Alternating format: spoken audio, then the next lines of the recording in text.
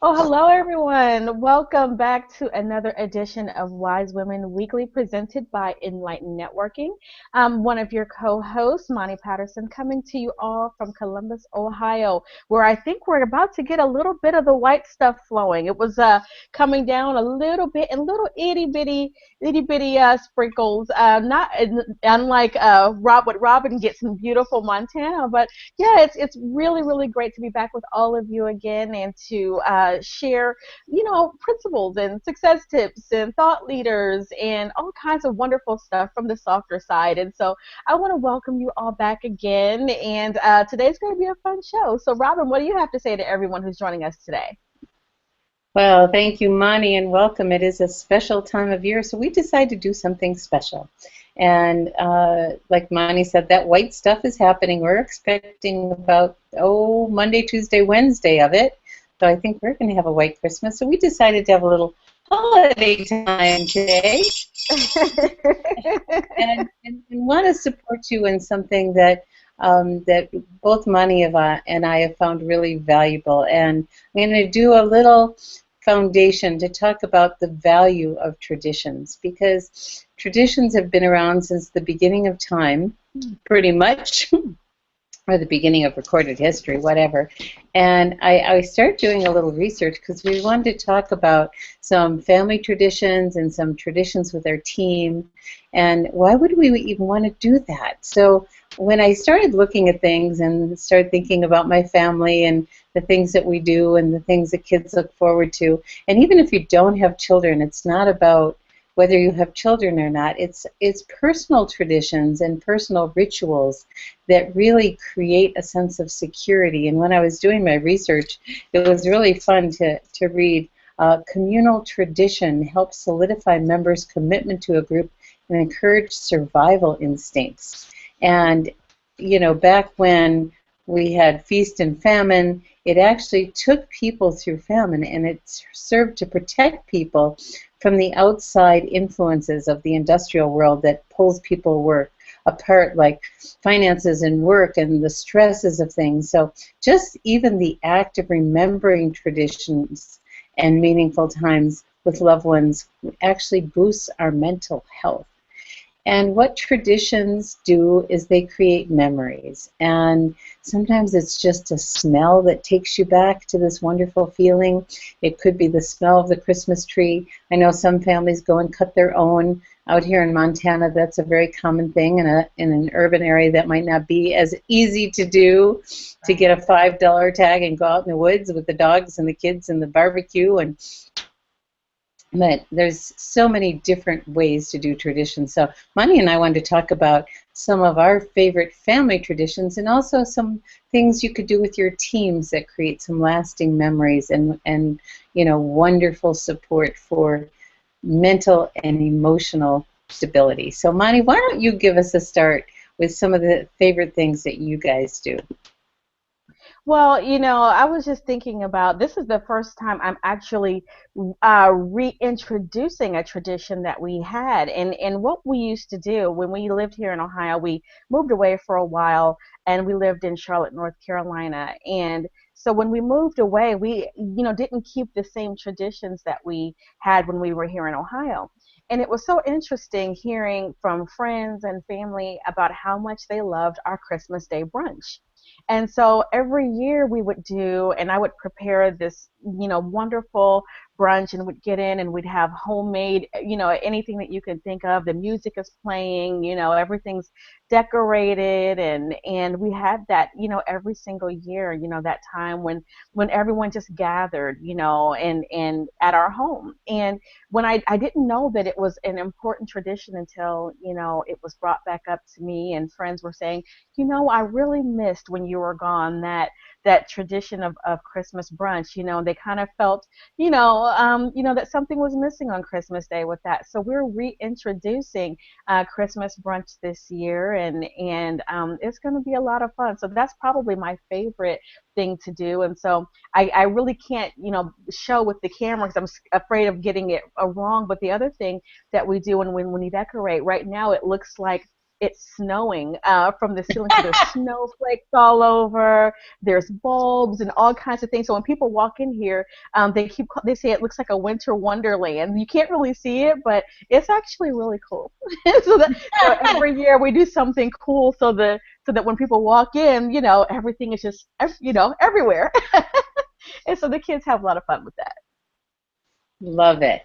Love it. that. You know, that kind of ritual is an anchor for people that just kind of touches people's hearts and souls, and it's that sense of connection and belonging. And I know on Christmas Eve, our family likes to get together and do a really sweet family dinner, and then sit around and read Christmas stories. And our son loves to read to all of us. He's an actor, and he does a beautiful job. And we just all sit there and snuggle up in front of the fire and have some nice music going. Lots of candles. This is solstice time. This is the darkest time of the year, and we have all these wonderful festivals of lights. We have all these. Moni's got these great lights behind her. We have all these extra lights in the house and outside the house, and the menorah is being lit. So it is a beautiful time to honor the darkness and also honor the light. So what are some things you do with your family, Moni? That's so much fun. Well, I've talked before about, how much I love to walk around the house singing and dancing. So we go out and we got new CDs. And this year it was so funny. I had a friend come over. She goes, Monty, don't you think it's a little early to be playing Christmas music? And I'm like, absolutely not. And so we always love a Charlie Brown Christmas. I don't know why, but we decided to buy the Charlie Brown Christmas CD. We watch it every year. We're baking cookies and making hot chocolates. And that's my youngest son, Kobe. He loves roasting marshmallows. And so we find really fun, things to do during that time, and little fun TV shows and things that we snuggle up and watch together. And so those are always a lot of fun. This year was a little bit different. I think that we decided to try to start some new traditions because for us, we wanted to make sure that when it came to the gift exchanges, that this day wasn't just about presents, but it was about our presence with each other. And so we've been spending a lot of quality time together, having game nights and just walking, through, the lights in the park and just really, being more present together. And that's been the greatest gift this year. And I know that because it's felt so heart-centered and it's allowed us to reconnect in a much stronger way, that we'll keep that tradition for a long time to come. That's so beautiful. I think, games are wonderful ways to connect because people of all ages can be together, having fun, getting a little competitive, doing Yeah. some things, using your brain a little bit. I went to the toy store and asked the person who works there, I said, what's the best family game? And she says, this is the game my family loves. So I bought it, and I brought it for Thanksgiving, and it was a hit. Just so you know, it's called Blockus, Blokus. It takes Oh. less than a minute to learn. Any age can play it. It's beautiful. There's strategy or not, and it's really fun.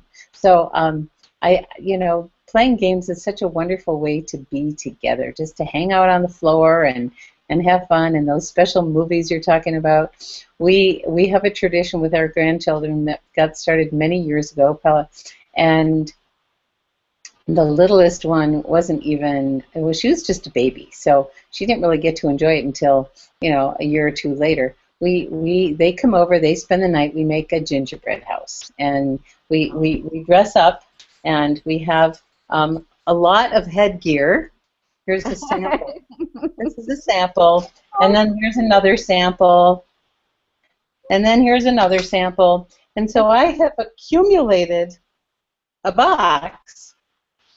I have got a whole box of headgear now over the years, and Christmas jewelry is very important. So when people call, it's just the little things that bring an extra little spirit into having fun with the holidays. And the grandkids love the gingerbread because they love to sneak and eat the little pieces and things.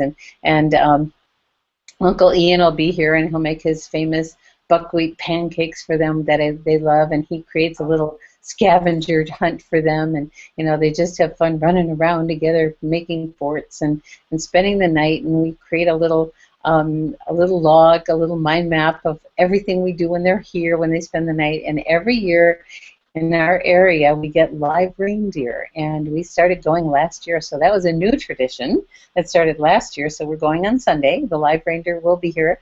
Caribou are not reindeer, reindeer are reindeer, and it was really fun to learn about them and be with them, and so there's just fun memories that I know the little ones are getting.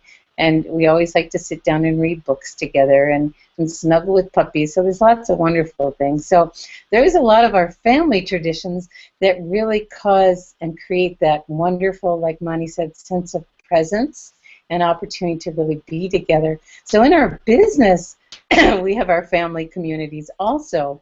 So what are some things, Moni, that you like to do with your team, whether they're near or far, that create that sense of tradition and community at holiday time? Well, I always love to make sure that I love collecting addresses, and I collect addresses so that I can send out handwritten cards of, gratitude and thinking of you during this time of year, and how much I enjoyed working with them. And so those are always fun to do, and I literally just finished signing, I think, the last of them. And so that's always fun for me. And then, just to have a call just to wish everyone a happy holidays, and however they decide to celebrate, whatever their tradition is, from our family to theirs, we always want to make sure that we have that call and wish everyone that happy holidays.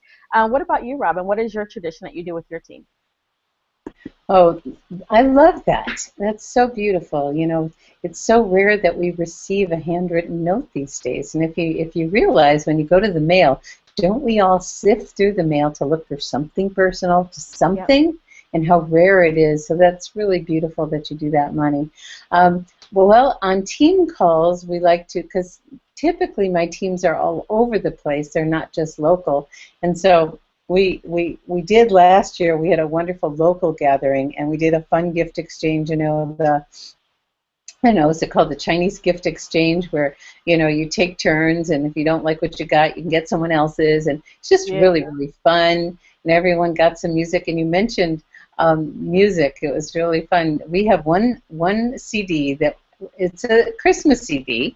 It's called December from the Moody Blues, and it's the only one that we have that gets played all year long because we love it so much. We just Really? hear one of the songs that just makes us smile, and we just love that. So everyone got one of those and got their gifts, and food is always a big deal, so people have fun making wonderful things and beautiful things. And with my team, I like to, really kind of do a sense of gratitude and completion. And we've talked about the questions before, so I like to wrap them up. These are the questions that we talked about in the past, and I wrap them up with a ribbon. And then, on a team call, I ask some questions, and I don't go through all of them, but what are you most proud of from this year? And I think just taking a little time together to really reflect and be proud of something that happened this year. What was your greatest triumph? Who are the three people that were most significant in this last year? So, sharing these questions, they're the completing and remembering of the last year, and then the creating of the new year. And you can find these on the Wise Women Weekly Facebook page in the file section, because they are there, and I highly recommend, printing them up and rolling them up with a ribbon and giving them to friends and loved ones, so you can, take some time together. The first time I did these, it was 86 questions for 1986, and I spent a whole day with a friend going through everything. And I realized most people won't do that, so I created a shortened version because it's much easier, and people are doing it, and I've been doing it for close to 30 years, and they've been all over the world. People are sharing them. People have some deep connections with their friends and family when they do them. And I invite people to take some quiet time by yourself to work on them, and then, take some time with a loved one and share. And it's something that Gregory and I do every year. We do it around New Year's time, where we, write them up and sit down together and talk about our year, and It's a powerful thing, when you look at what's one thing that's still incomplete. And oh my goodness, the same thing was on my list for so many years. And finally, next year I'm going to get to cross that one off because the house will be sold in Washington. So, what are some other things you like to do, Moni? Well, I love, for me, I love being out and about, and I do love a little retail therapy. Um, That. and, and the reason why I'm saying that and I put this on a Facebook post, and this was something that I had forgotten to do for a long, long time. And one of my coaches said to me, you have to have what you call a loving me regimen. And so every day I have to do a loving act for myself, because she said your full cup is for you and the overflow is for everyone else. And so I said, "Ooh, okay." And so my new tradition this year was to go and find something and do something good for myself. And it was something that I never put myself on the list when it came to gift giving and all of those things. And, when you look back and I reflect over this past year, so much has happened. I think this year has probably been the year that I grew the most, that I learned the most, and really feeling like I've overcome the most, and so for me this year was a year to celebrate um the fact that I've kept going, and a year to say, you know what, you go girl, and that felt really good. It was for me, being here, and on this platform and sharing this platform with you, Robin, has been a gift for me. It may seem like it's just about serving the industry, but it also feeds me when I'm here and I get to connect and get to share and then hear from your wisdom and all the wisdom of the people who've been on this platform.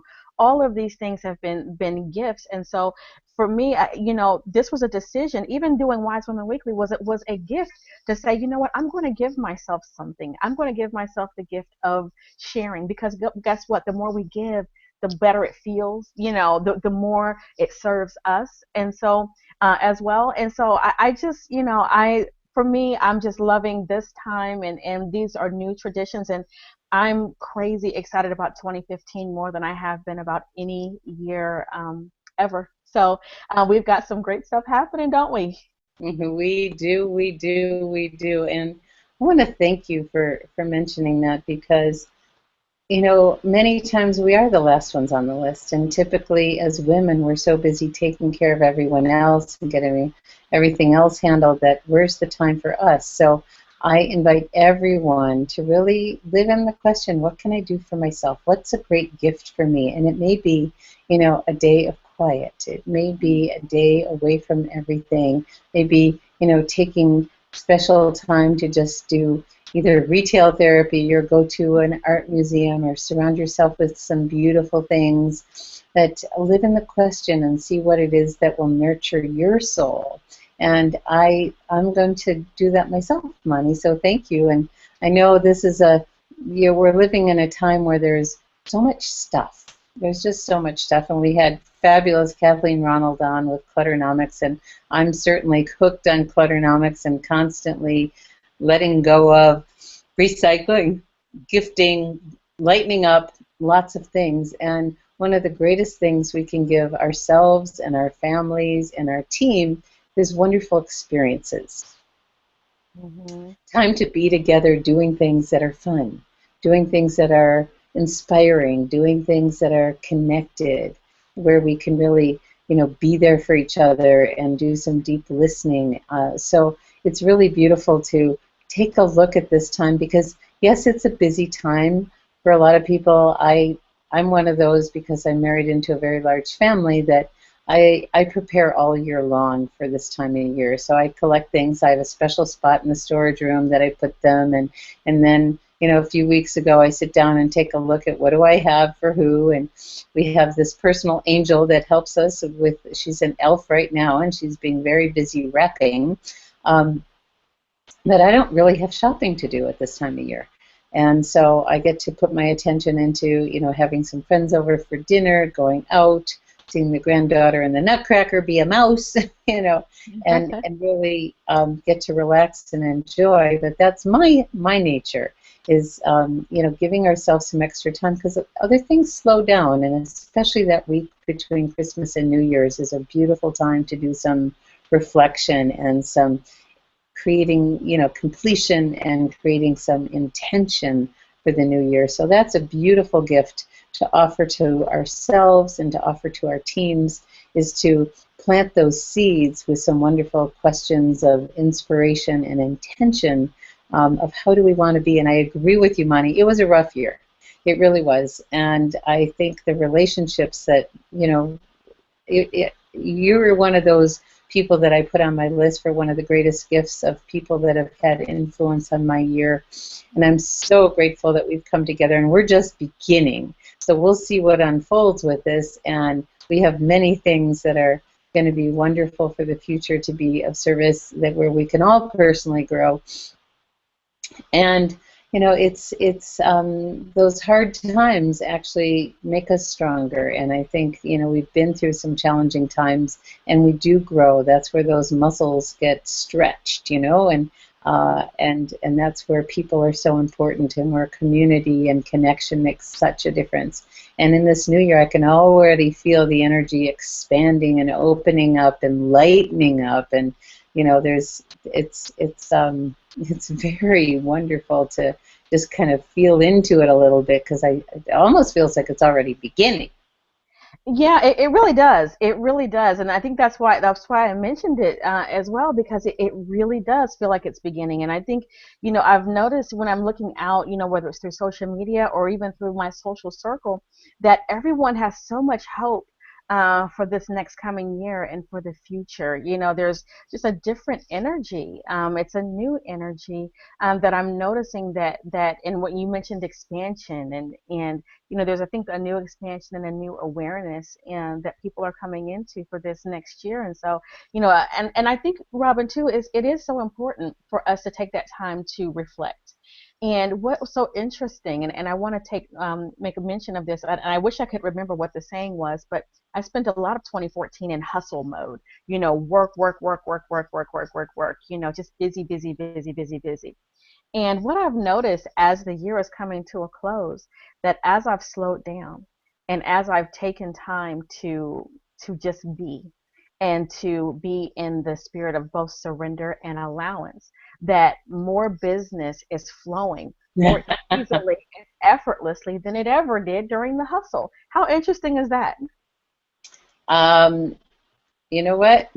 I can ditto that and agree with that, because that's exactly what's happened to me, is letting go of those, taking a look at where the restraining forces are, where the energies are stuck, and just getting rid of it's like having our foot on the brake and accelerator at the same time. If all we do, typically in our culture, we add more gas if we want to move forward. What if we took our foot off the brake, and by lessening the effort, the flow just gracefully moves forward. So I've been, you know, I don't know if you believe or not, but I do work with the angels, and the angels of abundance say that so often there's this mucky, greasy stuff that's in the way, because we all are divine and we all have access to everything, and that they help us clear away that greasy, mucky interference that causes the blockage for the flow to happen. So it's been really sweet to notice the magic, the miracles, the openness, the energy flow, the softness, the ease that's happening as we're completing this year and stepping into the new. Yes, yes, yes, yes, yes, yes. It was so, so exciting, you know. And as we, you know, are you know, getting ready to close this down, you know, for today, you know, we won't be back again until after the holiday, the Christmas Well, holiday. actually, we've got a program on the 26th, on Boxing Day, Yes, yes, yes, yes, yes. and it's on completion. Ah, love it, love it, love it, love it. But they will have already experienced the Christmas holiday, wouldn't they? And so we Yes. want to wish you all a very, very happy holiday. What do you want to say about the 26th and what they can look forward to, Robin? Oh my goodness. Genevieve Joshua will be our guest on the 26th, and she is of my coach, and I don't know what I would have done in life without her. um, she actually will be talking about the power of intentional completion and how so often the things that are incomplete in our life actually steal our power away. It's like holes in the boat. And as we complete the year, it's a powerful time to be thinking about all kinds of other things that are dangling participles and loose ends out there that, just kind of deplete some of our power and some of our energy. So she'll be talking about the power of intentional completion. Ooh, that's good. Aren't you guys looking forward to that? That's going to be really, really, really awesome. It's Well, powerful. do you have any final words that you want to add to everyone and share some final well wishes for the holiday? Should we sing, "We wish you a Merry Christmas, we wish you a Merry Christmas, we wish you a Merry Christmas and a Happy New Year"? Woo! We love you all so very much. Thank you so much for tuning in to another episode of Wise Women Weekly, presented by Enlightened Networking. And you know what? We want to hear from you. So when you see this up in the group, let us know some of your holiday traditions. Maybe, there's something that we can implement and say, oh, you know what? That's a great idea, and let's share with the community some of the things that you love to do. We want to hear from you. We value you and your presence. And we absolutely love that you guys are here with us in this community. Make sure you spread the word and on this show because hey, it's always good to share some holiday cheer and make sure you do something amazing for you because you deserve it. So it's important to make sure you're loving yourself as well during this holiday season. We'll see you all next week. Merry Christmas, happy holidays. Christmas.